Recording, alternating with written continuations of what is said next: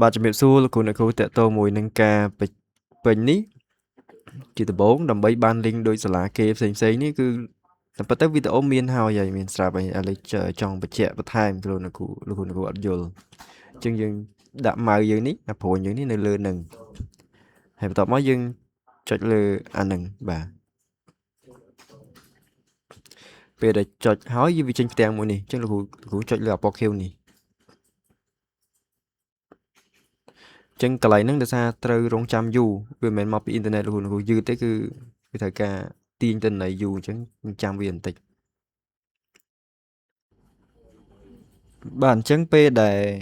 វាចេញចប់ហើយវាចេញផ្ទាំងនេះលោកគ្រូឃើញចេញផ្ទាំងហ្នឹងអញ្ចឹងចាំឲ្យអាពណ៌ខៀវនេះវាដើរឲ្យចប់សិនចាំឃើញអាពណ៌ខៀវនេះដើរចប់បានយើង select ក្រុងស្រុកតែនេះដោយសារ select ឲ្យស្រាប់ហើយយើងយកបាច់រើសទេតែបើសិនជាខុសឃើញករណីថាឃើញខុសស្រុកគ្រូរើសមកបាទអញ្ចឹងចាំវាអស់សិនអញ្ចឹងអស់ហើយយើង select ឧទាហរណ៍ថាឃុំណាមួយចំឧទាហរណ៍ឃុំបាបោងចុះឧទាហរណ៍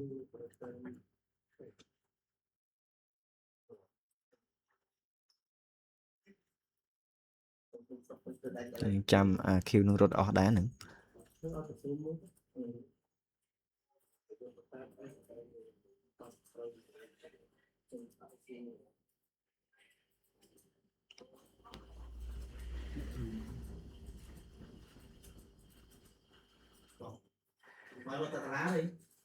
តនេះលោកគ្រូរើសភូមិមួយទៀតមកខ្ញុំឧទាហរណ៍ភូមិដដែលចុះពីភូមិបាបោងឈ្មោះដូចគ្នាចុះហើយបន្ទាប់មកយើងអាច select នៅគ្រឹះស្ថានបានហើយអញ្ចឹងពេលដែលយើង select គ្រឹះស្ថានឧទាហរណ៍បឋមសិក្សាបាបោងបាទហើយលោកគ្រូសូមបំពេញនេះផងលេខកូដសាលាប្រភេទសាលាសូមជ្រើសដែរភេទសាលាជាភេទបែបម៉េចវេនតំបន់រើសតាមដែលគេសួរហ្នឹងពេលដែលវាចប់អានេះវានឹងចេញជាបញ្ជីឲ្យលោកគ្រូអូតូម៉ាទិកដែលអត់ចាំបាច់វាយបញ្ចូលទេប៉ុន្តែអ្វីដែលលោកគ្រូត្រូវធ្វើគឺទី1គឺ select បញ្ជីនេះ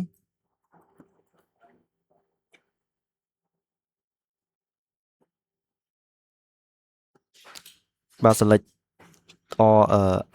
ពីដើមពីនេះមកដល់កន្លែងឲ្យអស់ទិន្នន័យហ្នឹងបើសិនជា select ទិន្នន័យលោកគ្រូមានដល់ប្រមាណ select ប៉ុណ្ណឹងបន្ទាប់មកយើងចុចមកកន្លែង edit យកពាក្យ copy បាទហើយបន្ទាប់ពី select រួចcopy រួចលោកគ្រូដាក់ព្រួយយើងនេះនៅកន្លែងហ្នឹងកន្លែងដើមគេហ្នឹងអត្ថលេខដើមគេហ្នឹងហើយចូលមក edit ដដែលយក path special នេះយកមួយនេះលោកគ្រូហើយបន្ទាប់មកយកទី1បន្ទាប់ហើយជាការស្រាវចេញលោកគ្រូអាចធ្វើការកែប្រែបានទេអញ្ចឹងបើអត់បានធ្វើដូចខ្ញុំទេគឺកែប្រែអត់កើតទេកែប្រែគឺ error អញ្ចឹងត្រូវតែធ្វើតាមដំណាក់កាលដែលខ្ញុំបានផ្ដល់ជូនគឺបែបហ្នឹងហើយឧទាហរណ៍ក្នុងនេះទាញមកអត់មានក្របខ័ណ្ឌអញ្ចឹងគ្រូអាចរើសបានក្របខ័ណ្ឌអីផ្សេងៗហ្នឹងបាទហើយមួយទៀតដែរតកតងមួយការរើសមុខតំណែងកន្លែងនេះក្នុងករណីនេះគឺសូមឲ្យរើសសារថ្មីដោយសារប្រព័ន្ធតិចមកវាចេញផ្សេងអញ្ចឹងរើសឲ្យតាមជាក់ស្ដែងនេះចេញដាក់ថានយោបឋមអញ្ចឹងយើងដាក់នយោយើងមកនយោរងអីចឹងមកផ្សេងៗខ្ញុំឧទាហរណ៍ឯងអញ្ចឹងនៅពេលដែលលោកគ្រូរើសហើយសូមកុំភ្លេចពិនិត្យមើលកន្លែងមុខបំណែងកន្លែងបំណែងចែកភារកិច្ចផងមានន័យថាបើសិនលោកគ្រូរើសកន្លែងនេះបំណែងចែកភារកិច្ចជាបុគ្គលិកទីចាត់ការ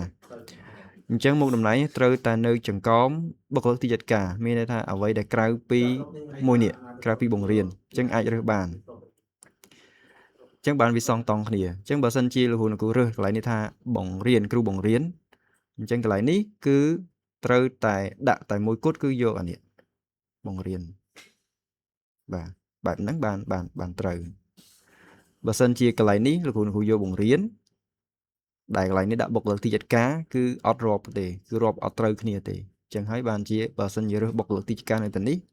លុះត្រាតែកន្លែងបំណែងចែកមុខតំណែងសំទោសគឺរើសពីនេះមកដល់នេះបាទអញ្ចឹងលោកគ្រូកែប្រែតាមជាក់ស្ដែងហ្នឹងទៅហើយដាក់ថ្នាក់ដាក់សិស្សអីផ្សេងទៅតាមហ្នឹងដូចគ្នាដែរពេលដែលធ្វើចប់លោកគ្រូចុចមកផ្ទៀងផ្ទាត់នៅក្នុងកន្លែង result នេះតើវាដូចគ្នាអត់ឧទាហរណ៍ថាយើងមើលគឺយើងមើលទាំងអស់ទៅតែអ្វីដែលផ្ដោតសំខាន់មួយគឺទី1មើលសរុបនេះស្មើជាមួយទៅនឹងកន្លែងនេះអត់អានេះសម្រាប់បឋមបាទសម្រាប់ file មធ្យមអាចនឹងចេញផ្សេងអាចនឹងផ្ទៀង កន្លែងផ្សេងប៉ុន្តែខ្ញុំលើកទៅនេះបឋមជាងមើលទៅត្រូវគ្នាអត់តែក្នុងករណីនេះគឺ8 4ជាងអត់តន់ត្រូវថាខ្ញុំទៅបានកែបានតែមួយទេអញ្ចឹងគ្រូហើយបន្ទាប់ពីឧទាហរណ៍ថាជោគជ័យសពគ្រប់អស់ហើយគឺកែប្រែអស់ហើយគឺយើងចុចមកកន្លែង share នេះយើងចុចមកកន្លែងនេះបាទហើយបន្ទាប់មកគឺយើងយកពាក្យដាក់ថា anyone with link ហើយទៅយើង copy link ចុច copy link ហើយយើងយកពាក្យ done អញ្ចឹងលោកគ្រូមិញយើងមកផ្ទាំងនេះដដែលហើយទៅបានយើងផាសទិន្នន័យខ្ញុំឧទាហរណ៍ខ្ញុំផាសនៅកន្លែងពេលដែលផាសគឺយើងផាសនៅកន្លែងណាដែលមានឈ្មោះសាលាយើងឧទាហរណ៍សាលាបឋមអីមិញហ្នឹងគឺយើងត្រូវផាសកន្លែងហ្នឹងឥឡូវខ្ញុំសន្មតថាអានេះជាកន្លែងសាលាមិញចុះយើងផាសជាងការផាសយើងចូលមកកន្លែង edit យើងយកពាក្យ pass special ដដែលហើយយក value only ដូចគ្នាដែរពេលដែលយើងផាសបែបហ្នឹងទៅកន្លែងនេះវានឹង load ចេញឈ្មោះសាលាប៉ុន្តែដោយសារនេះខ្ញុំផាសនៅកន្លែងក្រៅសាយវាហ្នឹងចឹងអត់ចេញទេចឹងអាចធ្វើបែបហ្នឹងលោកគ្រូប៉ុណ្្នឹងហើយគឺចប់ហើយលោកគ្រូអស់អីធ្វើឲ្យគឺចប់សពគ្រប់ហើយបាទអញ្ចឹងមានតែប៉ុណ្្នឹងទេលោកគ្រូបាទអរគុណ